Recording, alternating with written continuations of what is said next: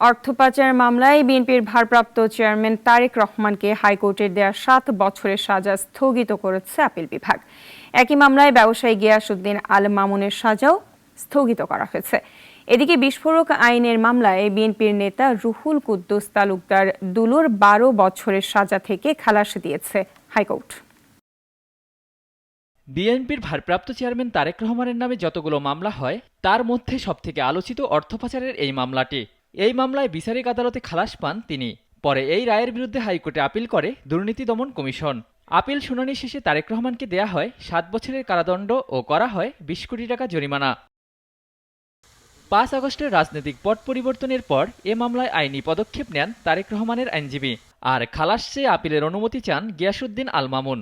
মঙ্গলবার শুনানি শেষে দুজনের সাজার রায় স্থগিত করে সর্বোচ্চ আদালত। তারেক রহমান তো কোনোভাবেই ওই যে ডিমান্ডও করেনি, যে টাকাটা ডিমান্ড করা এবং কোনো এভিডেন্সও পায়নি, এই কারণে তারেক রহমানকে খালাস দিচ্ছে। আর ৪০ কোটি টাকা সে তারেক রহমানের অ্যাকাউন্টে কিছুই হলো না, তাহলে কিভাবে মানি লন্ডারিং হয়, এই গ্রাউন্ডে খালাস দিয়েছে। রাজনৈতিক ফায়দা নিতে তারেক রহমানের ইমেজ ক্ষুণ্ণ করা হয়েছিল এ মামলায়, তবে ন্যায় বিচার পেয়ে সন্তুষ্ট তার আইনজীবীরা।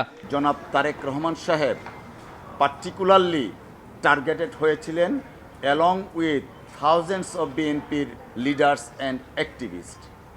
সেই টার্গেটের অংশ হিসাবে, অর্থাৎ পলিটিক্যাল স্কিমের অংশ হিসাবে জনাব তারেক রহমান সাহেবকে রাজনীতি থেকে আউট করার জন্য শেখ হাসিনা ওয়াজেদ বিভিন্ন পথ অবলম্বন করছিলেন। বিভিন্ন পথের মধ্যে একটা সবচেয়ে গুরুত্বপূর্ণ পথ যেটা তিনি বেছে নিয়েছিলেন, মামলা করা। সেনা সমর্থিত তত্ত্বাবধায়ক সরকার ও আওয়ামী লীগ শাসনামলে তারেক রহমানের নামে ৮৪টি মামলা হয়। এর মধ্যে এখন পর্যন্ত প্রায় ৪০টি মামলায় মুক্তি পান তিনি। ওয়ালিউল রনি, নাগরিক, ঢাকা।